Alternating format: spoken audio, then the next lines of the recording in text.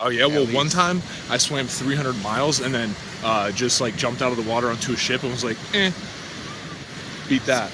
Well, did I tell you about the big blue whale I made friends with yesterday, who I was riding around the coastline? Yeah, my big blue whale who I let come get you and then I What? demanded it come back. Yeah, that you played no part in. No way. Yeah, it's my super mammal. You know Daryl, the big blue whale? He's mine. Yeah, super mutant. You own huge. him? Fuck yeah, I I own thought he him. was just a guy who helped people. No. Wait, dude, are we thinking of the right Daryl? We have the wrong Daryl.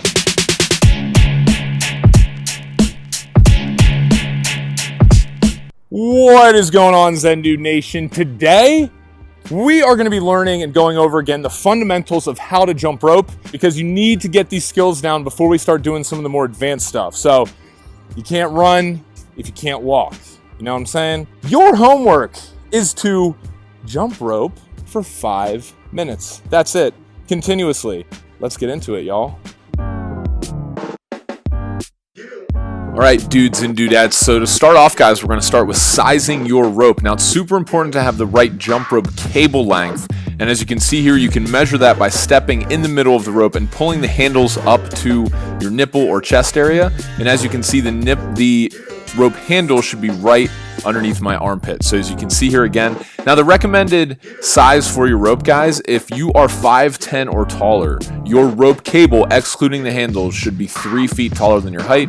So I'm 6'3", so therefore my rope cable is 9'3", not including the handles. If you're below 5'10", just add 2 feet 10 inches to that, and that's the length of the rope cable that you should have. See, again, pulling it up into underneath my armpit. It's super, super important to have the right rope length, because you have the right combination of tightness and ability to spin that rope. Now, holding the rope, guys, before we go all out and start showing you how to jump, you're going to need to know how to hold the rope. Now, notice here my body is in perfect symmetry.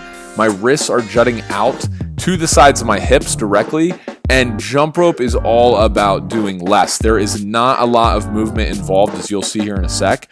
But in terms of holding the rope, you don't want to be too high up. You don't want to have your wrist down too far, because you want to spin the rope so that it clears your head with the same amount of inches or centimeters that it clears your feet. So you want to be right in the middle of that spin.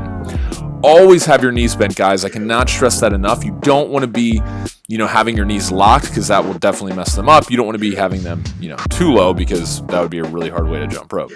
Anyway, next up, guys, we have get up on your toes. Okay, so with bending the knees, guys, you want to make sure that you're up on the balls of your feet, on your toes, the entire time you're jumping. You never want to be flat-footed, okay? And as you can see here, I'm jumping and I'm on my toes the entire time, and my feet are not coming any more than at the most 2 inches off the ground for regular bounce. So somewhere in the range of 1 to 2 inches is all that. And as you can see, I start going faster, and it requires that I actually jump lower to the ground. So now, putting it all together, guys, spinning the rope, check out my body movements here. As you can see, jumping rope is all about doing less.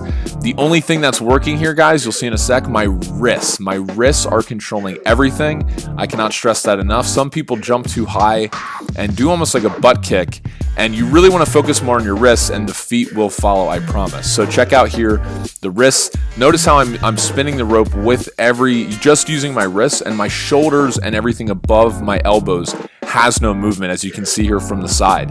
Look at that, perfect. Up on the toes, knees bent. I'm swinging the rope. Everything is controlled by my wrists, and I'm making sure that everything is staying nice and tight. So go ahead, guys. Trust me, I was not, and Brandon was not that good when we first started, and that's totally fine. I know I say this in every video, but it just takes some practice. So next, what I want to talk to you guys about is how can you just start doing this? What I'd recommend is that you guys start practicing 3 to 5 minutes a day to just get the fundamentals down of this regular bounce, because this, from here, if you can spin the rope fast, you can not only get an awesome body, but you can do more tricks and make it challenging. See you guys on the next Zen Dude Fitness tutorial.